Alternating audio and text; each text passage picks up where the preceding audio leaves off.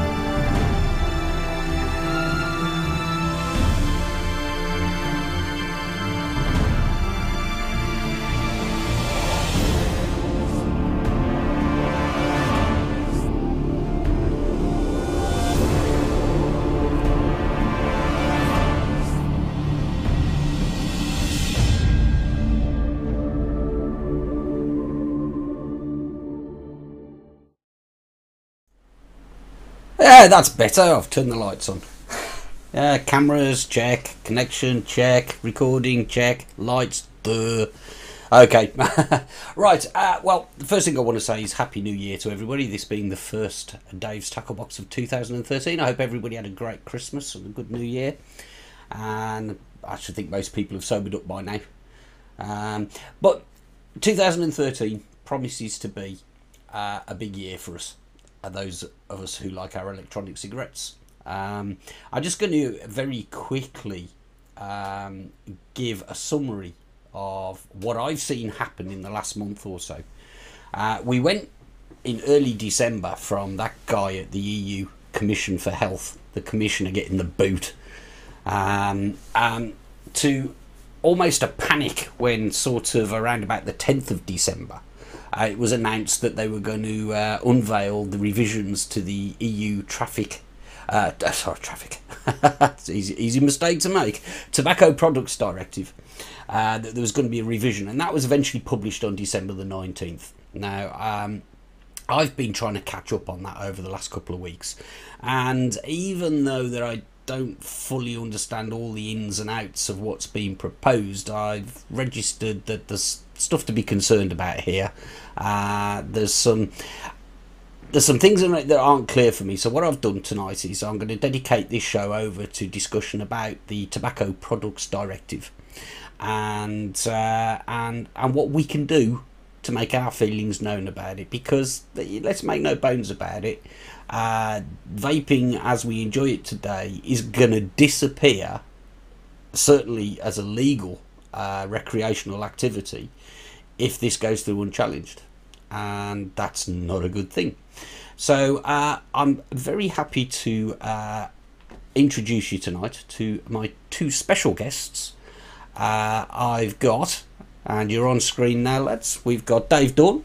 who Vapor Trails TV viewers will know well, and Sam Munro, who is the chairman of ECCA UK. That's the Electronic Cigarette Consumer Association of the UK. So welcome to you both. Evening. Hello. Right, so my little summary there, you didn't see the picture probably, but you heard my little summary of it. Am I overreacting, or are we in danger of losing the freedom to do what we want to do here?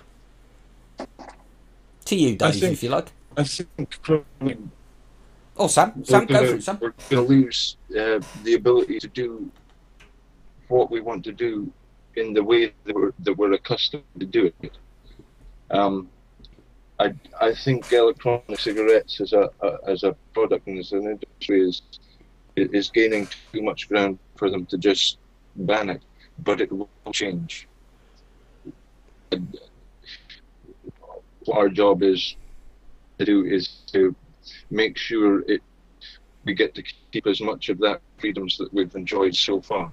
Well, just to be clear, Sam, I mean, if I understand it right, there's talk of, and we'll discuss the actual technical accuracy of this thing, this statement that we read, but I read a suggestion that anything over 4 milligram nicotine content per milliliter won't be easily available in e-liquid unless it's prescribed by a doctor, basically. Yeah. I mean, because I'll be honest, that's a little bit more. I wouldn't be able to continue enjoying what I'm doing at all if that were the case. The way I read it is that it's a wrinkle in the legalese. It means that higher milligrams will be available, but only as a prescribed medical option and not recreational, which is the way we use it. Yeah, that's pretty much my take on it as well. So, in other words, e-cig juice.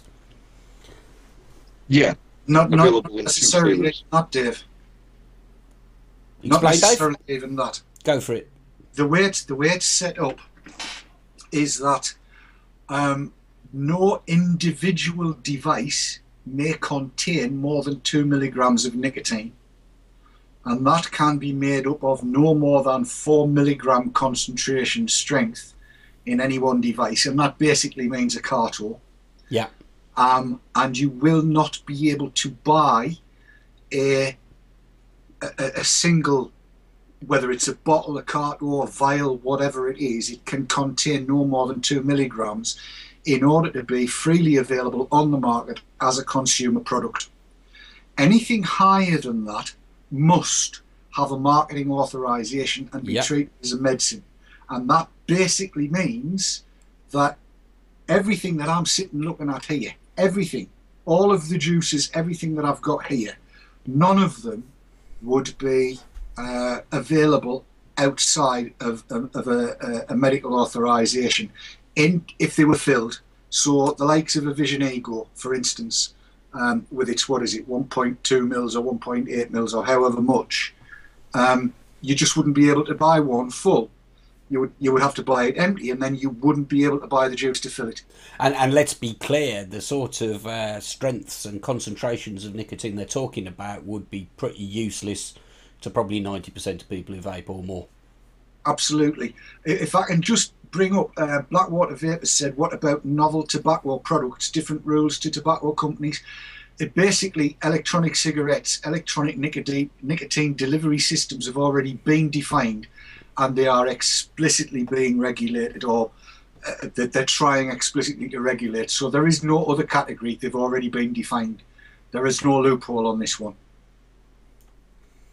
Okay, thanks. And then the next thing that jumped out when I was reading through then was the whole business about banning flavoured stuff. Now, I read that through, that the press release that was made by the EU Commission several times, and the whole, I couldn't work out basically whether the flavouring stuff related to to e-cigs or just to tobacco cigarettes. What's your take on that? Start with Sam. Well, I live life as a pessimist because that way you don't get upset so much. And I would read it as flavourings being reduced to no more than 2, and they're looking at stopping menthol cigarettes as well, like they're legislating in America about. Yeah, But yeah. It's one of those things that they love. That what they use the flavors for is to get that. If they can mention children, they've won you over, because no politician's going to vote for anything that's against children. You know. Yeah. And the thing is, in terms of the way there's no real world scenario where that's ever been evidenced. I think, you know, that people watching this would recognise that straight away, Sam. What I'm not sure of at the moment is the way that it's worded at the moment, the TPD revision. I'm not sure whether they're actually aiming this flavouring argument at e-liquid or just tobacco cigarettes. Each time I read it, I interpret it differently. It's ambiguous, to be kind. It's in the section on tobacco cigarettes. Exactly. And therefore it applies to tobacco cigarettes. It's not overtly applicable to e-cigs under a marketing authorization. And if you consider where NRT is now, you can get flavoured NRT. There's cherry flavour, there's vanilla flavour, there's God knows what flavours of NRT available. And if you take the cynical view that this is being brought about by millions and millions of pounds worth of lobbying on behalf of the pharmaceutical... And generally I do take the cynical view. Well, that being the case, the pharmaceutical industry is quite keen on flavouring its NRT to make it more acceptable to people.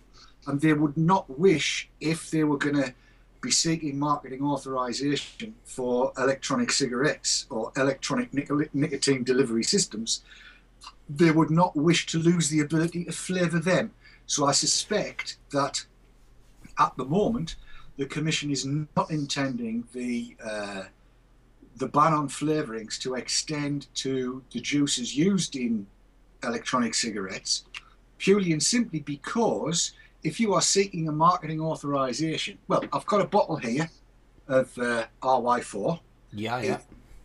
24 milligram. So there's a marketing authorization required for that.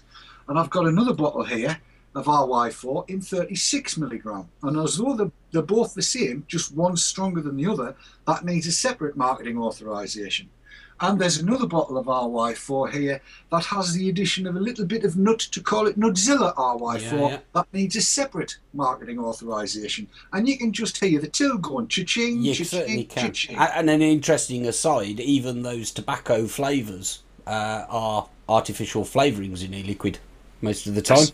Yes. So ambiguous, just, you know, at least ambiguous, probably badly phrased and badly researched. But as I say, I am a little cynical. Well, as I say, I think that it's specific to lit tobacco and has no relevance towards e-cigs. I don't think they've even considered, the Commission at least overtly hasn't even considered flavouring with regard to e-juice, because the bottom line on it is they don't see e-juice as being an issue. There's going to be no nicotine liquid available. That's pretty much what I'm reading into this as well. While we're on the subject of looking at the actual the content and the implication of that press release on the 19th, there was another thing that cropped up, and I've seen so many different viewpoints on this, reading the forums and comments that are going around and a couple of blogs. There's reference in there about the concentration, and they're talking about blood plasma levels of 4 nanograms per milliliter or something. Yep. Can you explain that? Yes, very easily. Please do, because it just went in my case. Okay. If you go back through all of the threads we've ever had on any of the forums about banning e-cigs when cigarettes are still available, everybody said, but you can get nicotine in tomatoes, peppers, potatoes, aubergines and all of these other things. Mm-hmm. Guess what the background level of nicotine in plasma is if you eat a very heavily aubergined, what do you call the damn thing, moussaka? Would it be something close to 4 nanograms? It would be something just under 4 nanograms, yes. Right. Ah, it's all right. I've just had a battery fizzle out on me. So they've set that up purely and simply so that the argument that we've raised in all of the forums for the last 3 years, whenever this is being discussed, is no longer an argument. As in, if that's okay, we recognise there's nicotine in these things, so we recognise that, you know, there can be a background level of 4 nanograms, and you can get that, and that's cool. So your argument doesn't stand. yeah, so in other words, basically everything we're saying in this revision, we mean your e-liquid. Yes, basically, even if you're paranoid, it doesn't mean they're not out to get us. They are. Yeah. Bottom line, they want to see e-cigs off the market unless they have a marketing authorization, and that's purely and simply so that they can regulate them to hell and get barrel loads of money out. They know, for instance, that it would be very, very difficult to put a sin tax on e-cigs. Yeah. They are aware that they're a much, much, much cleaner vehicle for delivering nicotine. They're also aware that regulatory authorities the worldwide have already acknowledged that nicotine as a drug is relatively harmless. Not completely, but it's relatively harmless, and in the kind of doses that we use. So they can't put a sin tax on it without being seen to be money grabbing and extremely cynical. And they've put a little bit of thought into this. How can we offset the arguments that we're likely to get? And they've been quite clever putting this 4 nanogram thing in there, because it means the one argument that everybody'd fallen back on thinking it was a brilliant one no longer obtains, because it's catered for with the 4 nanograms. You can eat all the masaka you like. It's not a nicotine containing product within the meaning of this proposal. Wonderful. Clever, isn't it? Yes. Well, yes. I suppose technically, yes, it is a nicotine-containing product, but you don't need a prescription to get it. Well, it's not a nicotine-containing product. Yeah, it's not a nicotine-containing product within the meaning of the proposal. Mm-hmm. Yeah. Because it delivers a background level of nicotine below 4 nanograms, and they're more or less defining a nicotine-containing product for the purpose of the proposal as something which delivers 4 nanograms or more. There was a story, and I can't remember which country it was, during the last week or so, with some country had outlawed nicotine, and basically technically meant a load of vegetables were suddenly illegal to sell. I don't know whether you saw that one. That was the Maldives, and they made it illegal to grow potatoes, tomatoes, aubergines, deadly anything in the Solanaceae family.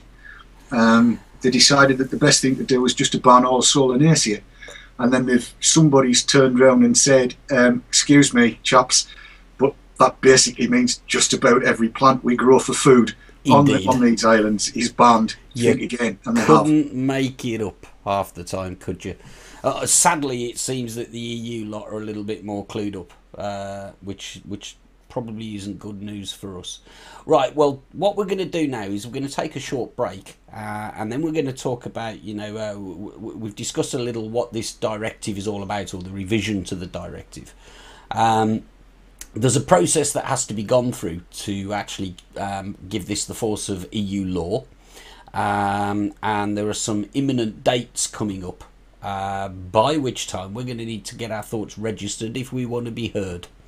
We'll talk a little bit more about that process and what we should be doing straight after the break, so we'll be back in about 2 minutes.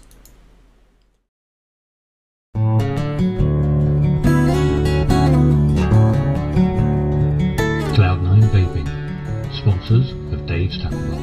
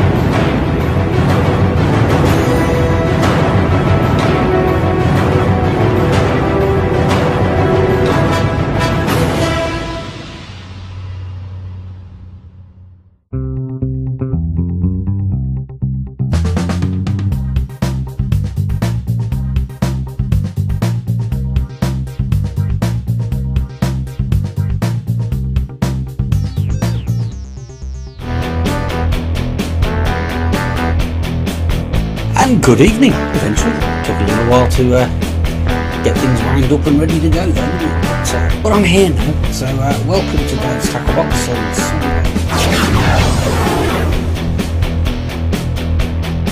So there we go, I'm back in the room and not long to go now. So yeah, I was talking to my son and he's watched me make things before.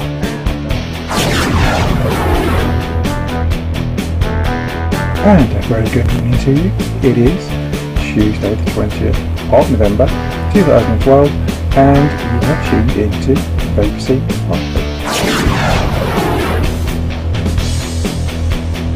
At Vapers TV tells us tonight being Wednesday night, it is time for the one and only chat show programme called VT Talk. Tis the Haze Hour. Again, Keith was just saying if it wasn't for the titles, he wouldn't come and do the show. He loves them so much, don't you? Alright.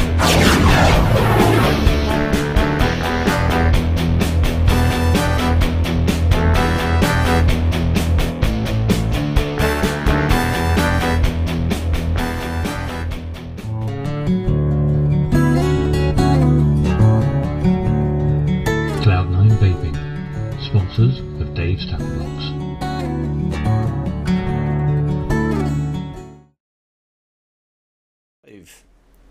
And welcome back. I was just scrolling through the chat there just to see what people were saying as the show goes out live, and I picked up on one comment there which was made by Vaporman. And whilst I agree with the sentiment entirely, I'll read the comment. It says, "My God, I'm starting to see a world full of e-lights. Not good." I just a thought, you know, for Dave and Sam, you know. We won't see e-lights in the current form anyway, will we? Because they will be banned under the same regulation unless they go and get themselves a marketing authorisation so it can be prescribed. Ah, but they're part of the problem, Dave. How so? Well, they've been marketing, not just e-lights, but a whole host of the lucky lighty vendors have been marketing less than a millilitre of juice as being equivalent to 40 fags. Very true, something we've discussed a lot. Many times, and the bods in Europe are not stupid. They can turn that bullet that's been made, they can fire that straight back at us and say, but you've accepted for however long E-Lights and VIP and all the others have been around, that 0.6 or 0.7 of a mil of juice is equivalent to 40 cigarettes. Yeah. All we're saying is that you can have the equivalent of 4 cigarettes in a cartomizer now, yeah, because we're only going to put the 4 millilitres or 2 milligrams of nicotine in. So there. They've really played into the hands of those that would regulate, basically. We've been playing into their hands for the last 3 years. Yeah, and I should just point out, it's not just e-lights that are guilty of that. We've covered this a number of times on VTTV in the last couple of years about how outlandish some of those claims are. Maybe we're going to pay the price for this now. I seem to remember, what was it, last year sometime, we put together a document through ECCA correlating what the user's consensus of how many cigarettes a cartomizer will hold. And I think we came to the number, maybe 6 or 7 was at the top tier of being an acceptable number, but no way 20, no way 40. Yeah, 6 or 7 sounds reasonable to me, I have to say. I mean, I used an E-Lights product, not their current one, it was a former incarnation. It was the first e-cig I bought, and I guessed it would be about 6 cigarettes equivalent, based on how often I was replacing the cartridge. Because it's quite difficult to quantify, I do accept that. But yeah, it's frustrating in many ways. But anyway, let's get back onto the subject of the directive itself. Now, when they announced this on December the 19th, there was a comment, I think, and correct me if I'm wrong, that they were going... the first stage of the process is they reveal it. That's done. Yes. The second stage of the process is it has a sort of preliminary reading to the EU Parliament. But they're already predicting that it probably won't go through until late 2014. No, not the case. Not the case, no? No, it goes through, it's presented to both Parliament and the Council. If you want to think of it in UK terms, it's the House of Commons and House of Lords. Yeah, yeah. It goes for a first reading to the EU Parliament. They will discuss it. It gets bounced to Council, and within 6 weeks, Council have got to do their little bit and then bounce it back to Parliament when it's then set for its second reading. Right. The second reading gets bounced off to Council, and if any amendments need to be made, it's got another 6 weeks.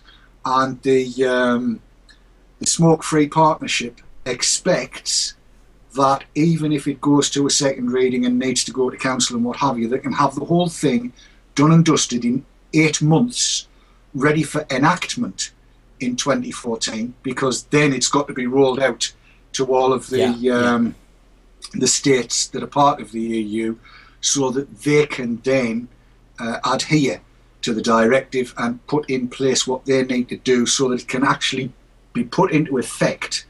They would like to see it happen before June 2014, before the Parliament is re-elected. Right. If there are enough objections and it can be taken over into the next Parliament, then we get a bit longer to play. Because that's the key, isn't it? And that's where we come in, is it could be rejected, it could be held up, it could be amended. Yes. And the guys that ultimately vote to decide on what goes through are our MEPs, is that right? It's our MEPs and those MEPs that sit on the council, yes. Right. So the first reading, this preliminary reading of it to the Parliament and the council is scheduled for the 25th of February. That's right. So if we want to be heard, we need to be heard before then. Yes. Right. Okay, so we've had some discussion on VTTV already. We've had some guests on who've sort of given us some good tips on how we can approach this. Now, I obviously, as a moderator of UK Vapers, and I generally look around the forums when I can. At the moment, there's a lot of people starting petitions and such. Maybe I could put this one to you, Sam. I mean, is that a good tactic to be starting these online petitions and what have you at the moment? It's a tactic, in that any action you take is a good action, as long as it doesn't have a negative consequence. The problem I see is, rather than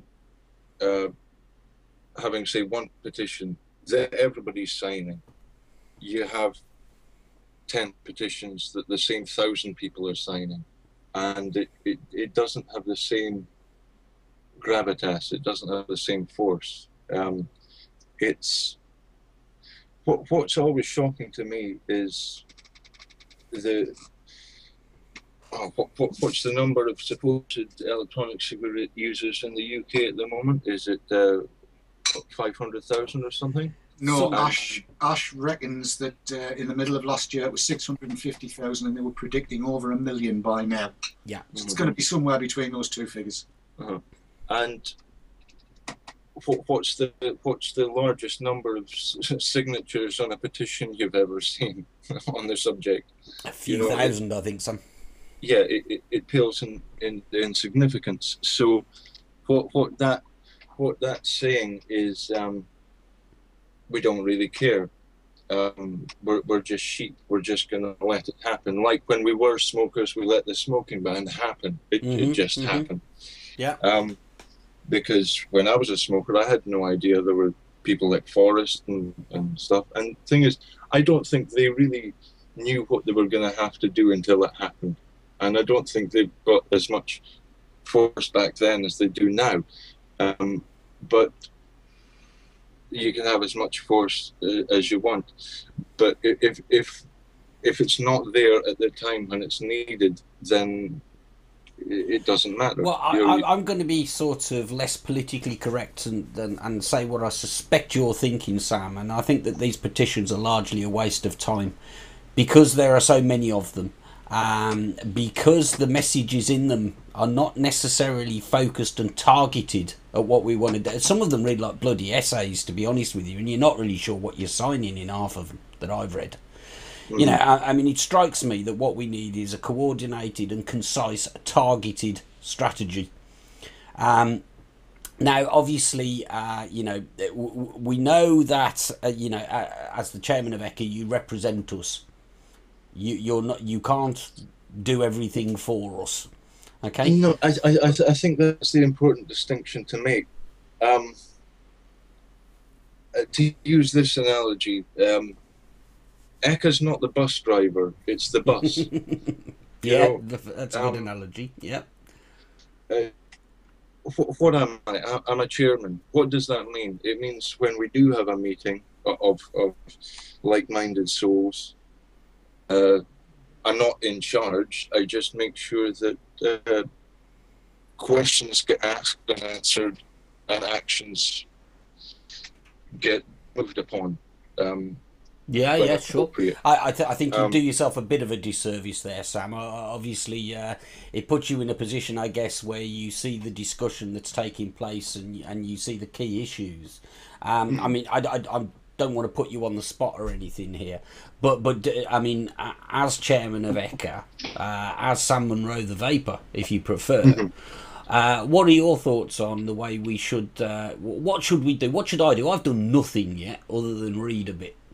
What should I be doing? I'm in the same boat as you. I'm just waiting for New Year to fizzle out, and then I'll get back. I'm back to college, I think, on Tuesday, and then I'm back to what I call real life. You know, leaving the house and leaving, well, at least this computer screen, and going to computer screens at college. But what we need to do is have, I hate going all Churchill about it, but what we need is a unified force of individual action. It means writing to your MPs, emailing them, phoning them up, saying, "Can I visit? The DO has surgery. I need to discuss this issue. It's important to me." That's the best way to actually give a human face to the problem. Yeah. So rather than just sign a petition or even write a letter, see if you can get in front of these guys. Yeah. You can't have the right to, and they can't refuse you. Indeed, even if it's as part of their surgery, I guess. But I was at my MP's surgery on Friday. Right. And as luck would have it, she's pretty damn good actually. She holds surgeries even when Parliament's in recess, which they currently are. Fair enough. And I went in to meet with her. She took copious notes. She asked a lot of questions, straightforward questions. Wanted to know more or less what my history was as a smoker. I mean, the process is very simple. You ring the constituency office and make an appointment to go to one of the surgeries. They'll tell you where it's at, and they'll give you a time. Right. You turn up. I'm genuinely interested in this because I shall be doing this tomorrow. I was fortunate. There were two people to see her, including me. Right. So I let the other guy go first on the basis that she was holding surgery for an hour. So you get a one-to-one appointment, do you? One-to-one, right, with a secretary or an aide beside her, yes. Okay. You wander in, you sit down, and the question is asked, how can I help you? Right. And very simply, you need to concentrate on the one thing at hand. And in this case, it's obviously, we don't want to see the section on electronic cigarettes in the Tobacco Product Directive proposals go through. But as an addition to that, if they do, we would like reassurance that our MP will do their best to stop it from being implemented in the UK, which we're entitled to ask. So when I was sitting talking to her, we went through my smoking history. We went through why I got into e-cigs and how I got into e-cigs. And I took with me a lucky lady, in actual fact was the Enjoy King, which she recognised as an electronic cigarette. Yeah, yeah. And then I took a Vamo, and I took what's that, a Z-Max with a Penelope on top. And I took the telescope, and I took one or two other bits and bobs as well, including a Vision Ego on top of an Ego, and said, right, that's the kind of stuff I use, and showed the Vision Ego on top of the Ego and said, this is probably the most popular setup that there is in the UK. Right, so basically you were educating her on vaping. Yes. Yeah, okay. Pretty much. And what was... out, sorry, you carry on. And then pointed out to her that the effect that this clause 3 in the Tobacco Products Directive would be to make my use of these illegal. Pretty much, I wouldn't be able to buy the e-liquid that I need in order to be able to use these things the way I use them, and they're very effective for me because I can customize the way I use them. If I want a lot of nicotine, I can have a lot. If I want a little, I can have a little. But this was going to constrain me so that I couldn't use them the way I wanted to, and that if that was to happen, my immediate recourse would be to go up the corner shop and buy cigarettes. And that was when she said, that's not good. Right, okay. So, I mean, how much did you elaborate on the benefits as you see it of using these things as opposed to smoking? Did you go into that in much detail? I kept it very, very simple and said, these things stop me from burning tobacco and inhaling the smoke. That's as much as you need to say. Yeah, because and that leads beautifully to the point I was going to make. I've read some of the advice that's been given to us. You know, there'll be a lot of people who would feel quite intimidated about doing that, you know, and I'm sure you would be the first to admit you're not exactly a shrinking violet when it comes to talking about vaping, Dave. But I suspect a lot of people would find it quite difficult to go and look somebody in authority in the eye and speak confidently, perhaps in the same way as you and perhaps I would be able to do, or would feel comfortable doing. I'll be honest, if I can, sorry to interrupt. No, please. I was going a bit like a bunny's nose. I was a little bit nervous. And then I remembered, I've mentioned my granddad before, and he came out with lots and lots of wise things. But he always said of MPs, and I'll use his words, and forgive me for saying this, them buggers need to remember they work for us, it's not the other way around. Yeah. And that just hit me head, and I thought, aye, this lass works for me. Exactly. She works for me. It's me that has to tell her what I want. Exactly. That just made it dead easy. And the political persuasions and the political party of your MP, or your MEP for that matter, is irrelevant in this, I would suggest to people. Completely. You know, we're talking about one specific issue. It's the only policy that we want to discuss with them, is their policy on the Tobacco Products Directive and how it will be implemented in the UK. Now, you used a term there, they work for us. That's also the name of a website, is it not? It is. It's theyworkforus.com, I believe. I believe. Or is it they work for you? They work for you. Shall we check that? Or are we sure? I think I'll check it. I'm doing the same. I was on it the other day, but not on this laptop, so it hasn't remembered the address. They work for you. They work for you, all one word, .com. Yeah. If you go on there, and on the home page, you key in your postcode, and it will immediately return. You click the little button that says go, and it returns the name of your MP, their office address, their email address, and so on. It's very, very easy to get in touch with your MP. Your MEP is a little different. I googled it. I didn't even know which constituency I was in, but it was pretty bloody obvious when I saw the map. Yes. And I clicked the map and I got a list. The two websites work in tandem, don't they? They've got right to them as well. Once you put your postcode into they work for you. That's exactly right. Yeah. It takes you to write to them, and it gives you your MPs in Scotland, my MSPs, my MEPs, or do they give the MEPs? They don't. Yes, They didn't Yeah, on yes, this they do. one. I had to go and Google that one. But you know, let's face it. Anybody who's managing to watch this video knows how to use Google. Yes. It's just do what Dave's suggesting there. You know, get in their faces a bit. See if you can see these people. I just want to harp a little bit more about the message that we probably want to be conveying, and more to the point, the message that you want to convey. But first we're going to take a break because it's that time. Take a little breather. We'll be right back after this.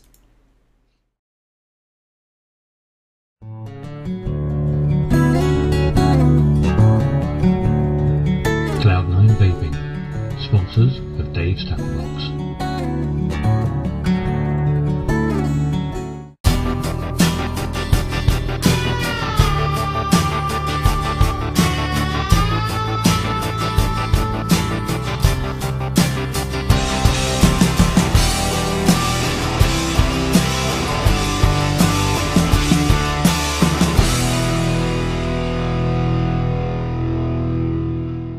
The GG, because you want one.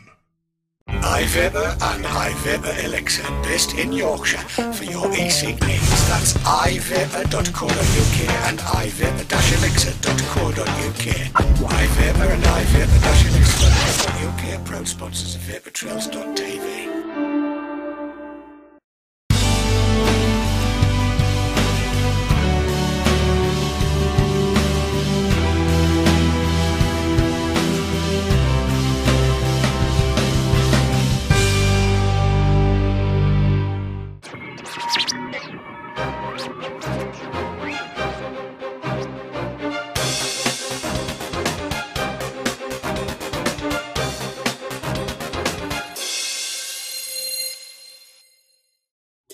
If you can't watch our shows live, try some of these.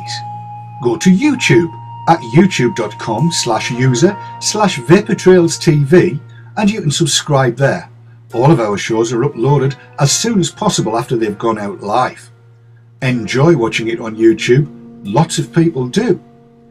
Alternatively, go to Google and type in podcast vaportrails.tv and iTunes.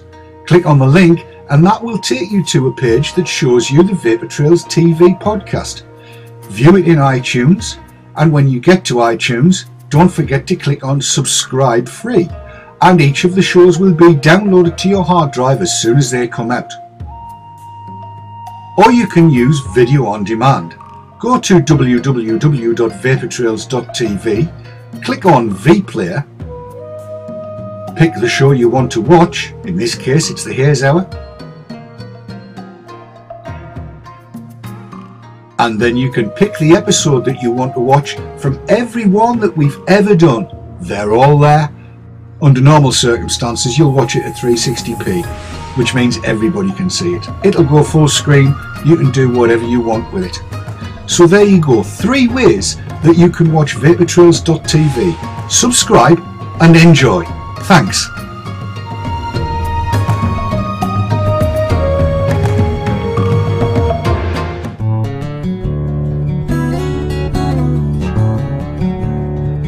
Cloud9 Vaping, sponsors of Dave's Tackle Box.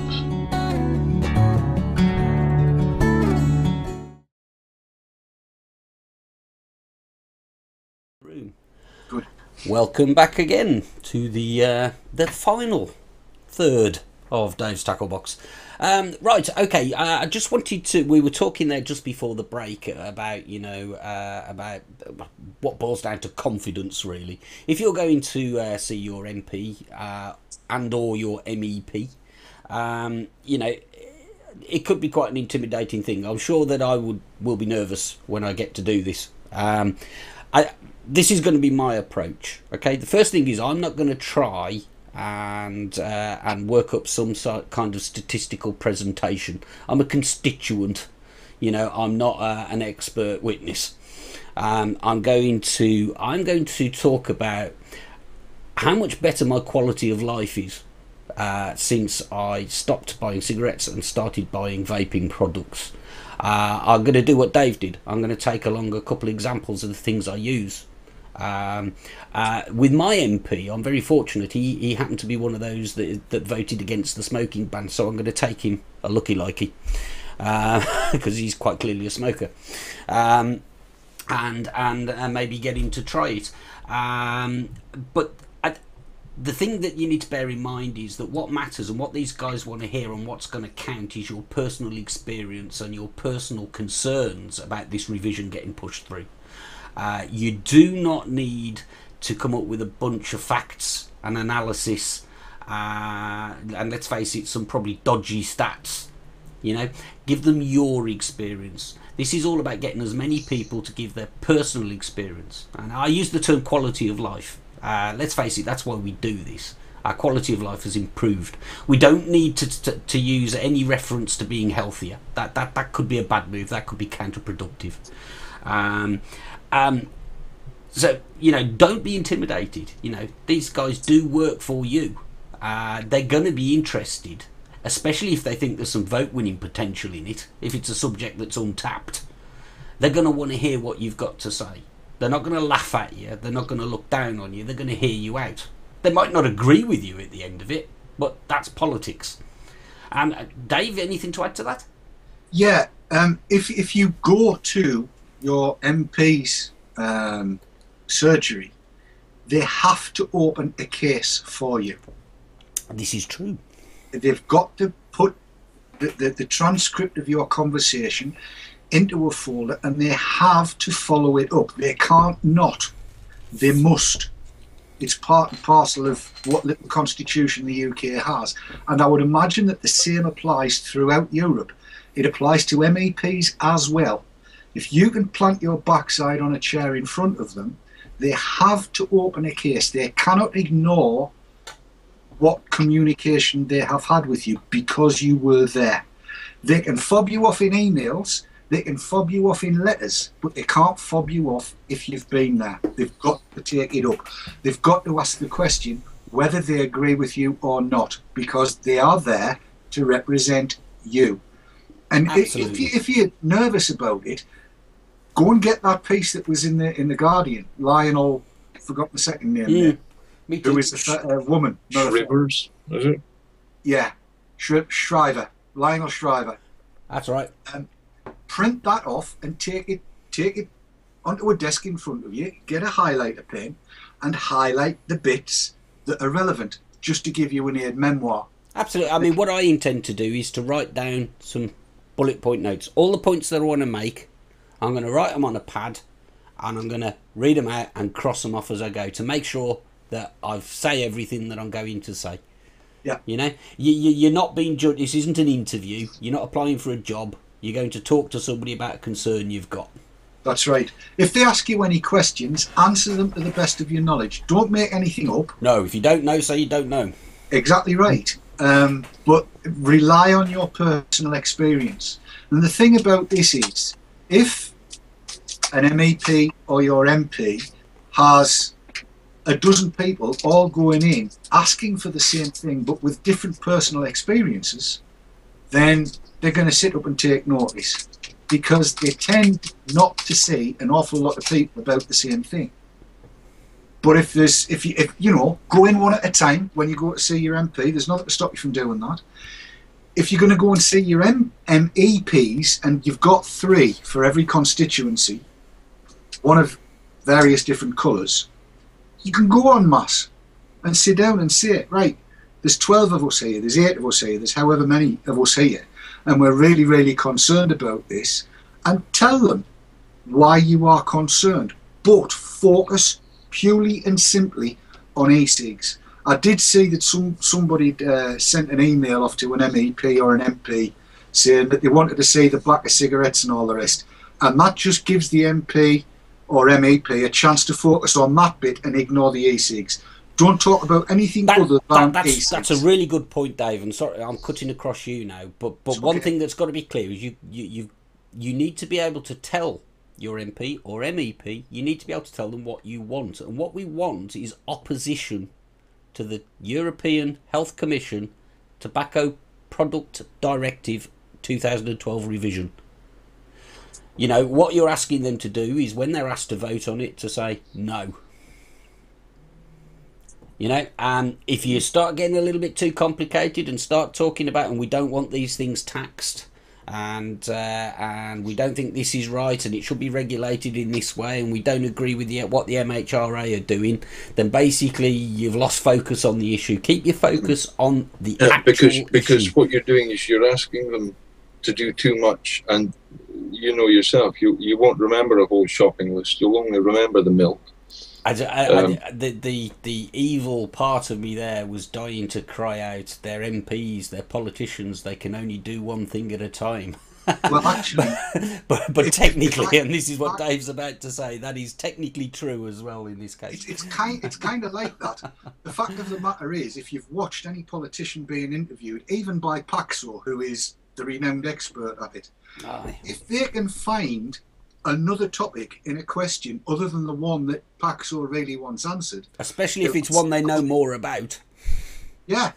So if you make reference to something other than the pure and simple point at hand, which is making sure e-cigs aren't... So if you ask for removal of this or no taxation on that, they'll focus on something other than what you really want. And in so doing, they can justifiably claim that they have addressed your issue because your issue was unclear. Yeah. And the issue here is we want to keep these the way they are now. No more, no less. It's that simple. And another point to make, I think, as well. I've got some echo coming from somewhere. I'm not sure where. What you are asking for is fundamentally right. You know, to me this is an issue that should be above politics.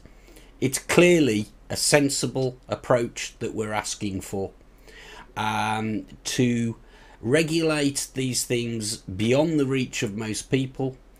To ban what we're doing is fundamentally wrong. Yes. Be sincere. Let them realise that this would be an injustice if it goes through.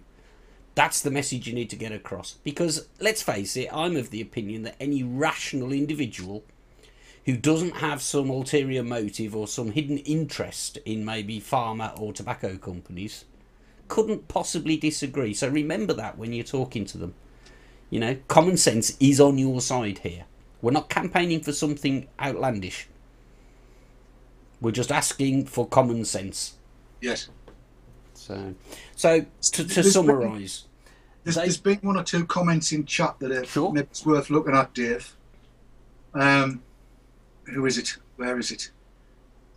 Maddie Paulus has come in after I think it was Blackwater Vapor said, "Don't say you've quit smoking with e-cigs," and he's right. It's a good point. What you've got to remember is that the EU, the World Health Organization, and a whole host of others equate quit smoking with nicotine cessation. I think I'm probably the odd one in the group because I'm still a dual user. You're not. Well, you might be odd with these three, but you're not odd in chat. There's chat. plenty of people who are dual users. The way I see e-cigs, PVs, APVs, whatever you want to call them, recreational nicotine products, which is the category I would love to be invented. That's just what it is. I just think of it as every time I use my e-cig as a cigarette that I've forgotten to smoke. That's it. No health issues, no financial issues. It's just as simple as that. It's another recreational form. And that's fair enough. That's definitely fair enough. There was another comment there as well. I think it was also Maddie Paulus. They're flying by a bit quick. But the question was, you know, is it worth getting, if you know some other people that vape, is it worth getting a group of you together to go and see the MP? My gut reaction to that is no. If there's 4 of you, have 4 appointments. It'll have 4 times the impact. Yes. And if you've got 4 different personal vantage points and 4 different experiences and stories, it will have 4 times the impact. That's my personal view on that. But on the other hand, I suppose 4 people going as opposed to nobody going is probably better. But, you know, personally, I'm going to use my entitlement as one voter and get my 15 minutes worth or whatever it is. Absolutely. I mean, if the only way you can face doing it is to go in a little group, go in a little group, but go. Don't not go. Go. Be there. Make your voice. The bottom line on it is it's numbers that we need. And with the best will in the world, one voice in an MP surgery or an MP surgery is worth 1,000 signatures on a petition. Yeah, absolutely. Absolutely. And that's the advice that we're getting. I've seen comments from Clive Bates and various other people on this, you know, that people who are used to lobbying and campaigning are saying this. Now, we could go on for a while on this exact topic, but I actually just want to give Sam the opportunity to tell us. We're talking about ECCA. We've got ECCA represented here. ECCA is the bus, as Sam used Sam's analogy earlier, and it's not the driver. So, put another way, ECCA needs active membership, does it not? Yes, and on that point, we are going to be holding our next AGM, which is going to be on the 16th of January this month, at 9 o'clock. So that's a week on Wednesday, I think, isn't it? 10 days. Yeah. Yeah. Now, the venue's still to be arranged, because we've been using Scott's chat facility on ECR, and it's been fantastic. But we're looking to get more bums on seats, or at least virtual bums on seats, because it needs to move forward. It needs to consolidate itself, solidify itself, and I think the community as a whole needs to realise that. I think I'll go back to that unification of individual action idea, which I think makes a nice soundbite. ECCA's not just two guys with a blog. It's everybody. If you've bought an electronic cigarette, well, by default you're a consumer, and you have an association. But an association's nothing if no one associates, and that's what we have to ram home with regards ECCA. Sam, we're running short on time, so without wanting to put words in your mouth, we want people watching this sign up at the ECCAUK.org website. Let's use the forum there for coordinating actions and giving advice, because at the moment we're spread around all over the place, and ECCA seems to be the right place, I think, for swapping ideas on how we should approach this and getting news. Is that fair? You've got the AGM on the 16th at 9 o'clock, and VTTV will be covering that. We're still thrashing out the technical details, but we'll be involved in and supporting that as much as we can. But Sam's point, guys, ECCA is you if you want to be. Let's use ECCA as the focal point for our campaigning. If you've not signed up, get across there. What's the web URL? ECCAUK.org? ECCAUK.org. And then if you click I think there's a become a member button up at the top. It's a doddle. There's a big sort of speech balloon kind of thing going on about signing up and stuff. It's worth signing up just to subscribe to the blogs, frankly. But there's a forum there and a good way of discussing like-minded people. And I think as in the coming weeks, that's a good place to stay in touch. We've reached the end.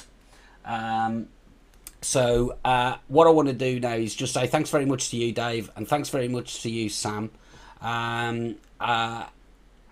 Let's if anybody's got any comments about what we've discussed here, get in touch through the ECCAUK.org forum, through the vaportrails.tv forum, any way you like. We'll try and bring everybody together, point them in the right direction. Though you'll be hearing a lot more on this subject in the coming weeks. The next sort of dose, if you like, will be coming on VT Talk on Wednesday nights, when your guest, I believe, is Clive Bates, is it, Dave? He is, yes. The former director of ASH.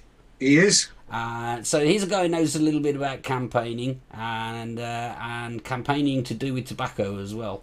So you know, that for me is a must see.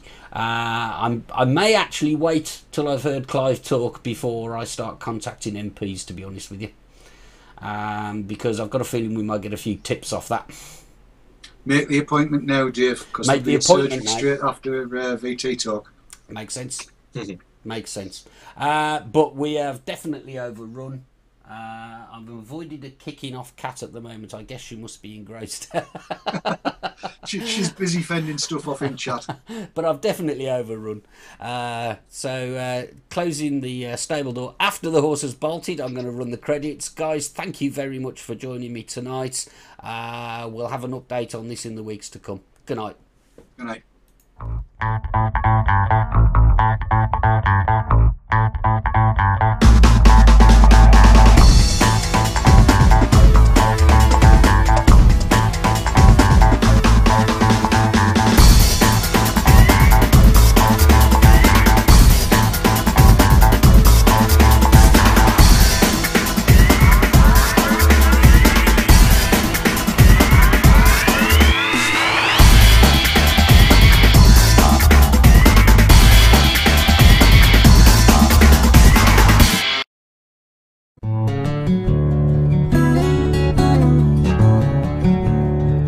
Cloud9 Vaping, sponsors of Dave's Tackle Box.